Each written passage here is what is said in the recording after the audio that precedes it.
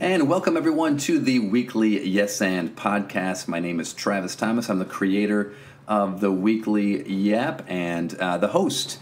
This is episode 109. What are we at? 109? Is that really? Yeah, I'm double checking 109. So episode 109, I'm interviewing Jeanne Hess, who is the longtime volleyball coach at Kalamazoo College in Michigan. So yes, we've got another Michigander showing up on the weekly Yap, representing my roots. And this is going to be a fun conversation today. Jeanne had, like I said, she's been coaching at Kalamazoo College for 35 years, I believe.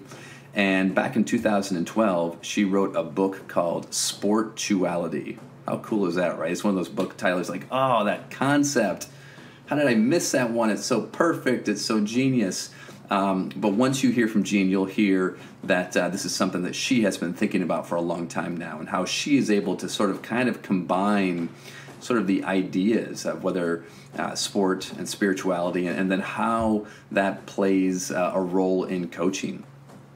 And again, she's been doing it for 35 years, and so she's learned a few things along the way. So we're talking about how do you bring values, how do you bring character, how do you bring sort of that mindset into a team environment, and she does a beautiful job talking about that. And I met Jeanne through another coach who I got connected to from another coach, and so again, just this idea of you meet interesting people, they connect you with other interesting people, and Jeanne is no exception to the rule. So today's podcast is episode 109 of the weekly Yes and podcast, but because we are talking about such a cool concept here, especially spirituality and sports, this is also going to be a part of the Inspired to Give podcast as well. If you haven't checked out Inspired to Give yet, it's inspiredtogive.org, of which I am a contributor. This podcast often shows up on there, and sometimes I have some guest blogs and contributions there as well. So inspiredtogive.org, you'll be able to find this there. But if you are already listening to it, you have already found it. So glad you are listening. And again, if you ever want to go to iTunes and give me a review or give me a rating, a positive one preferably, but be honest, I would be happy for that as well. And you can go to my website, liveyesan.com, and sign up for the newsletter so you'll get all my goodies as I send them out. So I'm doing some cool speaking right now. I'm in Tampa right now, getting ready to speak to a baseball organization. I'll be in Colorado next week working with the Link School again, and then in Flint in October doing an event for Flint on mindfulness, and it's going to be a fantastic event. Can't wait for it, so more details on that to come. So let's jump in, though, to episode 109 with Jeanne Hess. Again, she took time. She's in season right now, super busy, but she took time for the weekly Yes and podcast. So please welcome Jeanne to the weekly Yap.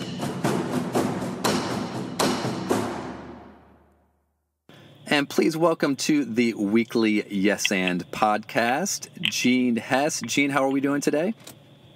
We are doing fine. Thanks for having me, Travis. Great. Thanks, Jeanne. And now, for those of you who are listening, Jeanne is up in Kalamazoo, Michigan. She is the volleyball coach at Kalamazoo College. And it's, even though I live in Florida now, I am still deeply connected, obviously, to home, to the state of Michigan. And so it's always fun to talk to someone from Michigan, especially a city that we can shorten to KZoo. And so it's great to have you here. And so, Jeanne, you have been coaching volleyball for 35 years. That's amazing. Yes, I have. That's amazing. Yes, 35 here at Kalamazoo College, and then 4 years in high school prior, after a high school and college playing career. So, yeah, I've been doing volleyball for a long time. And we were just talking out sort of off air before we started, and this is obviously we're coming into a big transition for you because you've announced this is your last year of coaching as you start to think about other things. And so, what is the what's the motivation for sort of retiring now, and what are you inspired to do? A lot of it has come out of my practice of sitting and knowing that it's time. So 35 years is a long time to be at an institution like Kalamazoo. I've seen the evolution of the college. I've seen students grow and change. And I've seen myself grow and change into a mother and now a grandmother. So some people say, oh, is it just for the grandkids? And I'm like, well, no, but yes. But my oldest grandson is 5, and I feel like I've missed a little bit of his life. So I'd like to be more of a family presence, but I also know there are other things that I have to do. And so I'm comfortable leaving this in the hands of someone else. Yeah. And I trust that process. How many people do I tell to trust the process? And now I have to tell myself to trust the process. That retirement isn't an ending, but a beginning. Right. You know, and it's the beginning of something different, and I'm excited for it. Yes, it's a new chapter. It's a new game. Whatever metaphor we want to use, right? Actually, turning the page. and yet another one. So, Jeanne, you and I got connected because in a very roundabout way, I know a family who has a son who's a golfer at Kalamazoo. I got connected to the coach. Have only had email connections with the coach, and he says you need to talk to another coach who is you, happens to be you, and introduced me to this idea, as well as a book that you published in 2012 called Sportuality. And I really didn't need to know too much more about it beyond the title, and I was like, yes, I already love it. So please tell our listeners what exactly is Sportuality. Sportuality was born out of my need to write things down that I had been saying for years. And I found myself talking about this idea of competition. And competition truly is an idea that we've created among ourselves. And I studied Latin for a long time. I studied Latin throughout high school and then through my time at University of Michigan. And I go back to etymology of words and original meanings of words. And so when you truly look at the word competition, it literally means to work with. The Western idea that we have with competition is working against.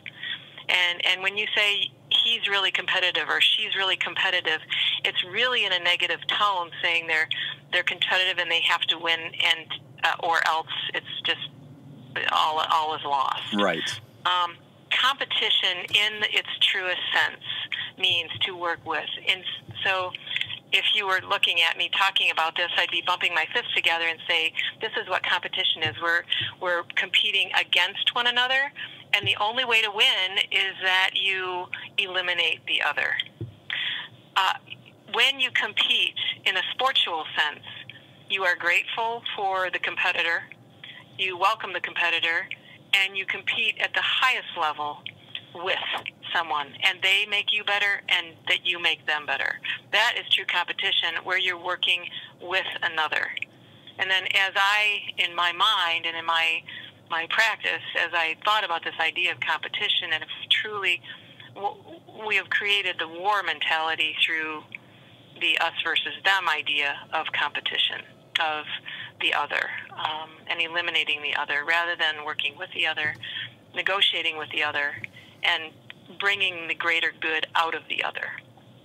So that word is one. And then there are 11 other words that, when used in sport, in their original meanings, or meanings that I have begun to believe them as, that they can bring greater meaning, a greater idea, and just really so finding joy in the games, greater joy to the games as we think about these words.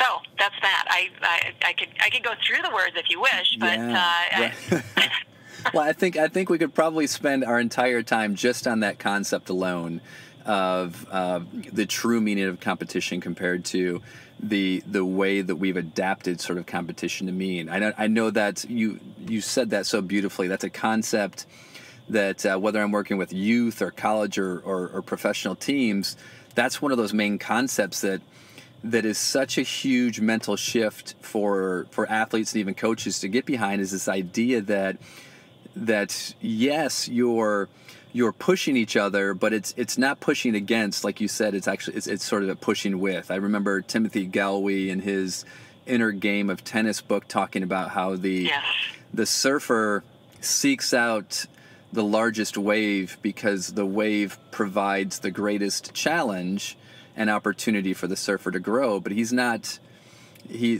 embracing that challenge, and that's essentially what we should be doing as we look at our teammates or the opponent, is really sort of appreciating and embracing that challenge, but not in an against sort of fashion. No, yes, and with the idea of gratitude, like thank you for being here, and not demonizing, not creating in a negative light these people that have come to compete with us. Yeah. Well, before we move on to some more of the concepts, how do you, as a coach, work with your players to sort of buy into this idea or help sort of shift their perspective? We work a lot with our mission statement, what we've said that we're all about, and then with our stated values of mindfulness, of competition, of compassion, and of joy. Yeah. Which happen to be the values of the Golden State Warriors. So you're in good company. What's that? You're in good company. I know. Well, yes, we are in good company, but we talk a lot about that, and we just have that. We try and create that language of unity, of commitment, and then like another word that I have and that we talk a lot about within the team is community, which literally means to have charge of together, and it means it's the unity to become one and to continually become one again after any sort of separation. Yeah. So our little team is a little community. We have charge of it, but we also are residents of a larger community, and then a larger community, and obviously then the global community. So those are two of the big ones that we work with the competition and community with the team. And so on a typical day, on a typical practice, you're in season right now.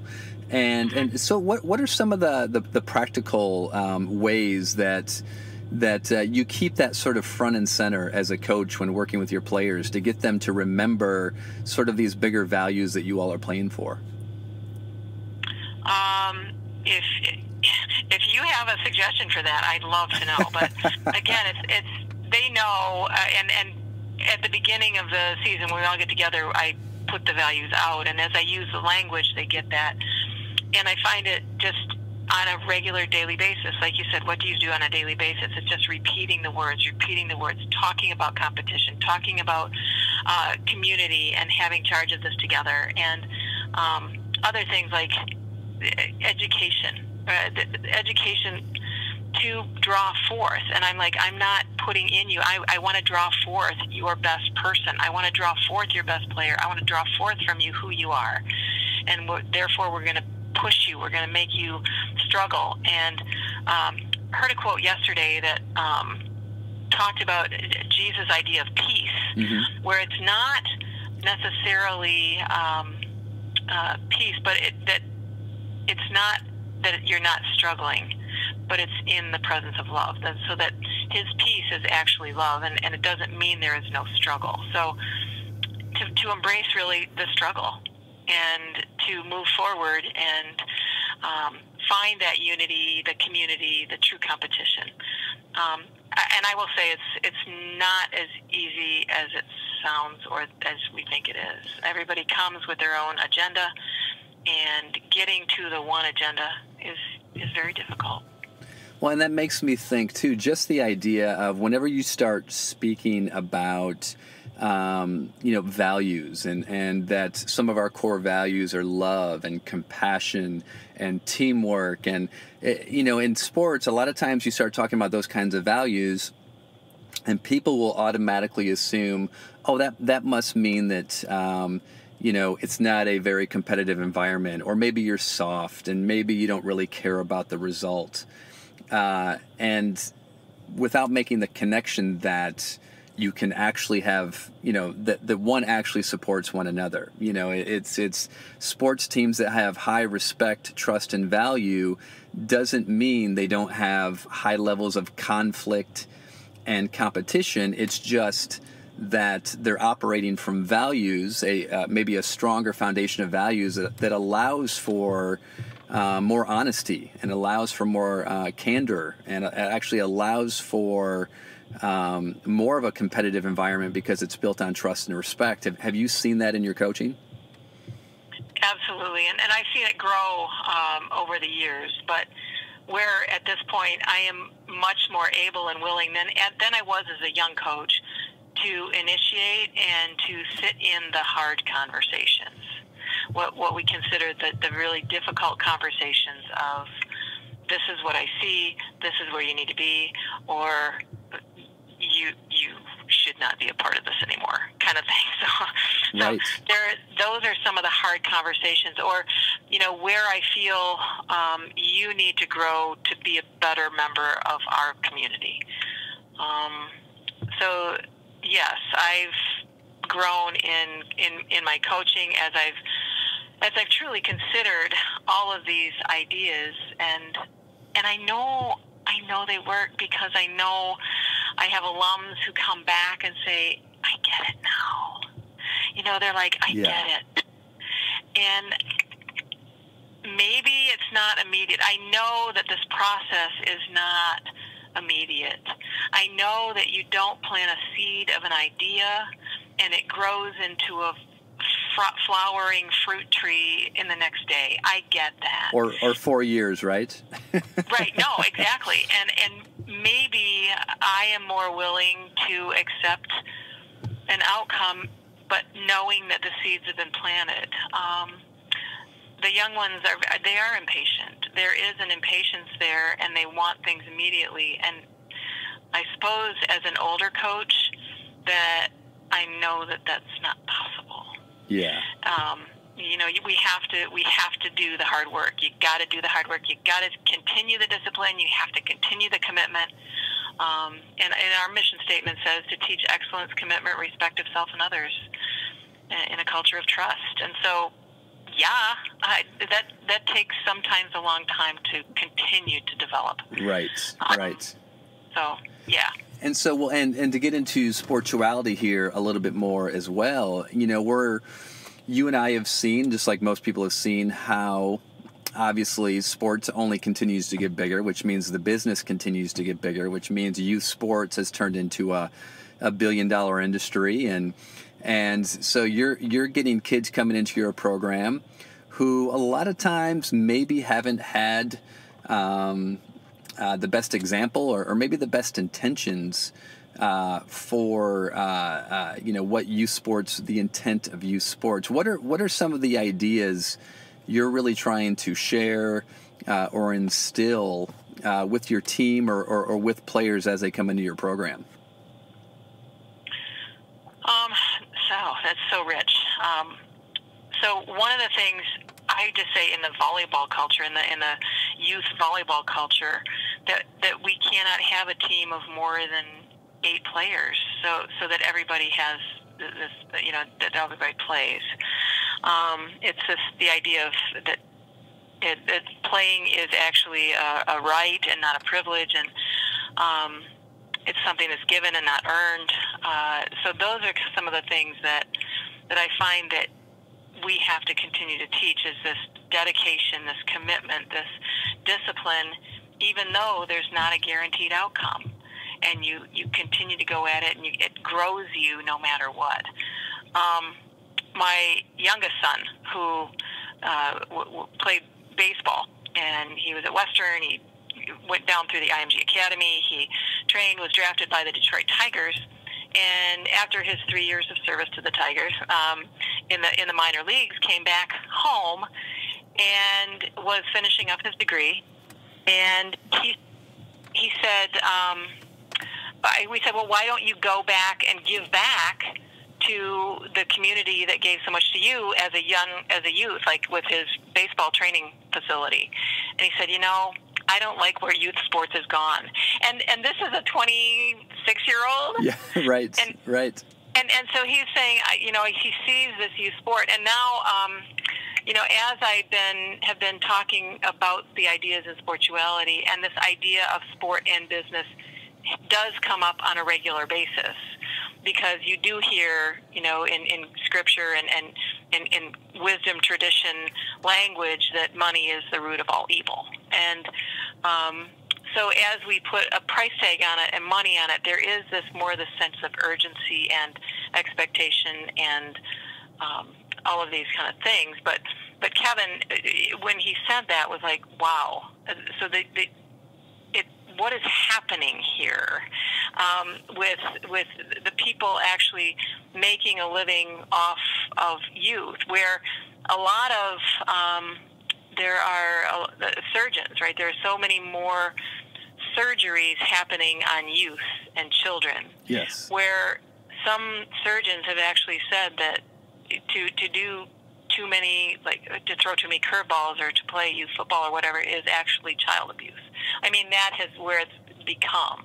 Right. Because we're seeing our children as commodity. We're seeing our children's bodies as a commodity and not as a physical entity attached to a mind and a spirit.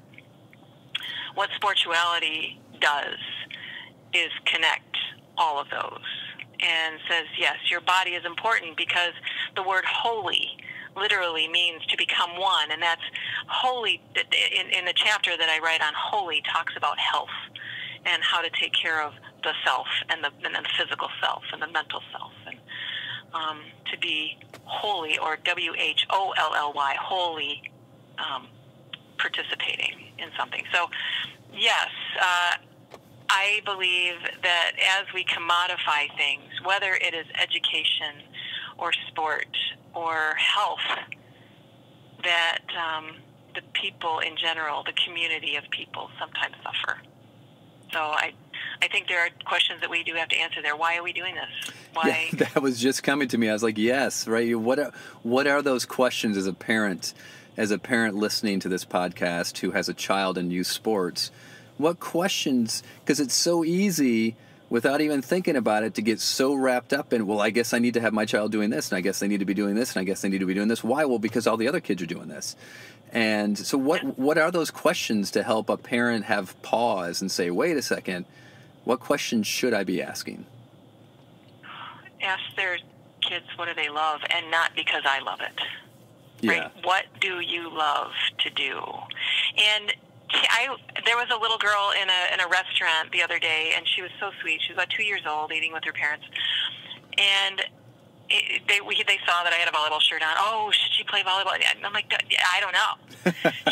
She knows, right? But as a child, as a youth, I think the best models maybe come from the East, where it's just train them in gymnastics and dance and body and awareness, and let them play outdoors and let them play, rather than teaching them organized sport until they're well over 10, 12, 13, 14 years old. Yeah. But to bring out their inner athlete first, so educate them in the ways of play and sport early, and have this sense of body confidence.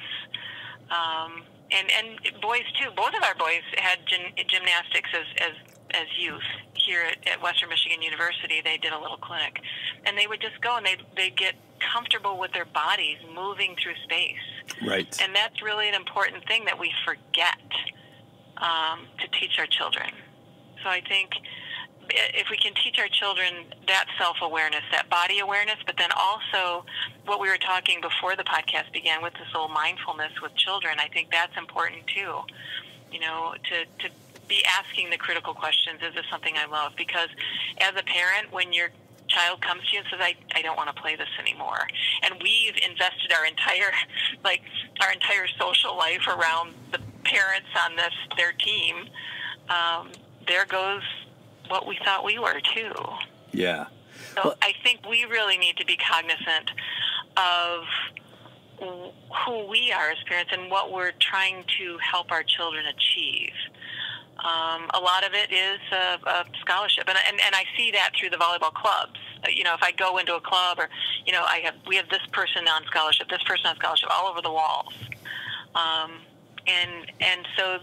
But I do know that they experience the same issues of physical health, of mental health, and even of crisis of spirit that we do at Division III, that any child does growing up, that it just because you receive a scholarship does not make you immune to issues of the heart. Yes. So, and I think we as parents also have to say, like, what are we afraid of if our child? So if our child isn't on the all-star team when they're 8 years old, are you afraid they're not going to pitch in the major leagues? We have to. What is the fear? We have to look at what right. we're afraid of. Right. And are we going in with the expectation that they are going to be pitching in the major leagues? And that's the standard that we're holding them to, or the standard of the Division I scholarship, and and obviously being involved in youth sports myself, I've seen and working at IMG Academy and the number of kids that I worked with or continue to work with, that they actually get to the point where they've been offered a college scholarship, that thing that they were in pursuit of, and by the time it's been offered to them, they are burned out. They don't want to play anymore. Absolutely. And so so to what cost, especially with youth sports, to what cost are we making this thing so important? And how are we feeding our kids? What are we feeding our kids mentally, spiritually, physically? What are we feeding them? And so at Division III, the last thing I would like is a burned out athlete, because they come here and we don't offer scholarships for athletic ability, and we challenge them greatly in the classroom. And the students that graduate from here with a career in college athletics are so much farther along in terms of leadership and confidence and conquering the world, and with the academic skills to do this, to be able to actually do that. I really relish and I love the Division III model. And yes, I will terribly miss working with these young athletes who are so gifted in the classroom and in life. Their trajectory is just beyond mine. And I went to Michigan. I was supposed to be a doctor. That didn't ever happen because I played volleyball. But I am here so that I can help other young women actually achieve that while competing at a pretty high level. Right. And while being able to get those lessons of sport, and then take them out into what it is they want their career to be. Now, because we're women, is that an advantage? Because we know we're probably not going to go pro in most things. And is it more of a problem for boys? Because every boy that's born is an automatic pro athlete, right? So or in my circles anyway, the circles in which I travel in, you wonder if they're going to actually go pro, but and their sport actually will serve them in their life in the future. That they can continue to have joy. My goal for people that go through my program is to, when they're done playing their collegiate career, they can look back with joy, and they can look in it as joy, and they can say, I remember it with fondness and with joy, with love, and they connect back.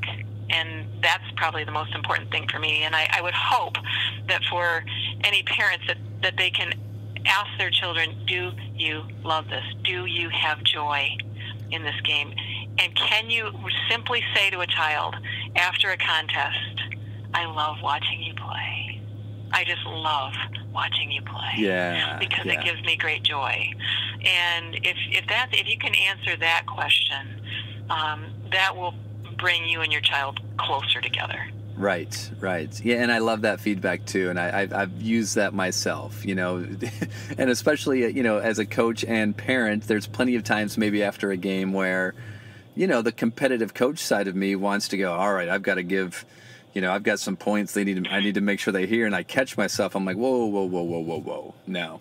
No, it's really not my job. And just to give that feedback, wow, I really love watching you play.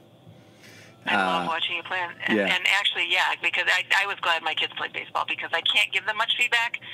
The only feedback I can give them was wow, I simply adore watching you play. Yeah, I love that. Because I could see their awareness. I could see their integration with their teammates. It made me feel good to watch them.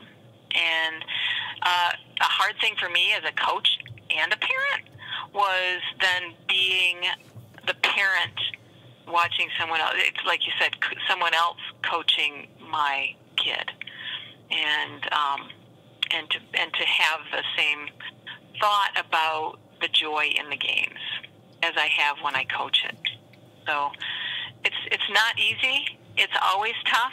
There's always going to be a struggle, but it doesn't mean an absence of love. Right. Now, Jeanne, tell us about the Sportuality box score. How does that work? Oh, the box scores are things during the chapters. Let's see, that let you kind of reflect on the idea. So, community chapter. The box score says, why are you drawn to people who have heart? What does your life reflect? How does your life reflect what is in your heart for yourself and for others? Can you see what is in your heart manifest in your community, your team, your family? Do you realize that your emotions affect your performance? How do you manage and access those emotions? And so, they're just little box scores of things that kind of help you make it real for you, because I put in the book anecdotes of things that I know and that are in my experience, but this is saying, what is your experience in this particular through this particular word, this particular idea? Yeah, I love that. And I just thought of this idea, or this question that I think would be really helpful, because I think a lot of times, again, we're going back to youth sports and talking to parents here, or even talking to any players who might be listening. It's helpful to know, for you as a college coach, when you get a chance to talk to maybe a young player or a youth player, someone who might be interested in playing at the collegiate level, beyond just their ability, what are those things that you are really sort of conscious of as a person or as a character that you're really interested in that maybe parents aren't always thinking about? What a great question. I love sitting with young people who are curious, who have questions. When you say, oh, do you have any questions? Well, no, I'm good. Who truly have, you can tell the wheels are turning. I love a curious mind. I also love someone who just says, I would do anything to play my sport. I love my sport, and here's why I love my sport. Some don't know why. And if you don't know why this sport is resonating with you, sometimes then it's more about the outside forces affirming that for you, either parents or coaches or friends. Right. And so I would rather sit with a young person that is curious, that is obviously thinking about the process and seeing where they want to be, and knowing where they want to be in life, and knowing that this process of sport can help them get there. Currently at Kalamazoo College, we have a group of young people. We don't have a phys ed major. We don't have like sport management programs. We do have a business major. We have a lot of athletes who are very interested in staying in this business of sport. And so we have had young people, our students, put together a student organization that is sport and business careers, or business sport careers, where they can stay in sport, and they can stay in this whole idea of sport and still earn money, because sometimes in academia that there is a disconnect between athletics and academics. And I love to see where a young person is able to make that connection. and they're bright, they can articulate their purpose, and they can say, this is what I want out of my academic career. As I talk to a young person and who's just maybe even just beginning the college search process, but I do ask them to journal. Journal this, because after a while they all tend to run together, and your memory doesn't serve you well with one versus the other. And like, really think about and consider, why did you feel that way? Because as you go through and talk to coaches, as you go through and meet with other colleges or places where you might want to end up, how did you feel? How did you feel? Because as I asked my team, like, why did you choose this college? I don't know. It just felt right. That's that spiritual piece of things. That's the feeling, that which is unarticulated, that it is simply known, that I just knew I had to be here. Yeah. So those kids, the ones who have a sense of themselves and where they fit in the world, those kids are truly fascinating to me. Yeah, absolutely, I agree. And there's a sense of ownership, right? There's a sense of ownership and accountability that goes along with that, when you can tell that, that young athlete or that child has put some thought into why exactly they play this game or love this game in the first place. Yes. And one other thing I love in children and young people, and anybody actually, is, and it's one of the spiritual words, is humor. I love a good sense of humor. Not that you can make me laugh, or that you can laugh with me, right? Yeah. And the humor, the word literally means to be fluid and flexible like water, to flow around and through an issue with ease and grace. And everything isn't the end. That if I bump up against a rock in the middle of the river, then I don't have humor. But as my humor allows me to flow around that rock and into safer waters. And this sense, it's a sense. It's a sixth sense, a seventh sense, whatever sense it is. But it's a sense of humor, to be fluid and flexible, to flow around and through issues. And sometimes it's funny, and sometimes we laugh at ourselves, we laugh with others. But I would rather have funny people on my team. And I've found that when a team is able to laugh among itself and with others, there's a lot more joy. Yeah. And it's a lot more fun. And so in addition to the academic piece and the curiosity piece, I think there's this sense of humor that is cultivated in young people, that we should cultivate in young people, to allow them to play with ease and grace. I love that. To know themselves, yeah. And I love getting to that root of what humor is all about. The free flowing. It reminds me of Bruce Lee talking about to be like water when he. I can't quote him directly, but it's a beautiful analogy that he uses, that life is like, to be like water. It's strong and yet fluid at the same time. Now, Jeanne, I'm super respectful of your time, because you are a coach in demand, in season. You've got players that have meetings for you. But before we let you go, how can people find you and your book? Oh, gosh. Sportuality does have a Facebook, Sportuality, Finding Joy in the Games. We have a Facebook page. I am on LinkedIn. I am also on Facebook. Sportuality, Sportualitybook.com is the website for the Sportuality book, and it can be purchased from Amazon or from Balboa Press. Perfect. I'm looking at the website right now. It's a fantastic website. So the website, again, is Sportualitybook.com. And again, it is on Amazon and Barnes & Noble as well. Jeanne, thank you so much. Really grateful. You're in season. I know you're super busy. But I thought this was just an idea, a concept, a conversation that would be really valuable to the weekly Yes and audience. So thank you so much for your time. Yes, and thank you. I am so grateful to you, and finding out about you through Mitch Wilson, our golf coach, who I revere and who is just an amazing coach on his own, was a wonderful connection. So I appreciate Mitch, and I appreciate you for what you're bringing to the greater good of everyone here. So thank you. Thank you, Jeanne. I appreciate that. And thank you, Mitch, who I look forward to meeting in person as well at some point. Fantastic. Have a great day, Jeanne. You too, Travis.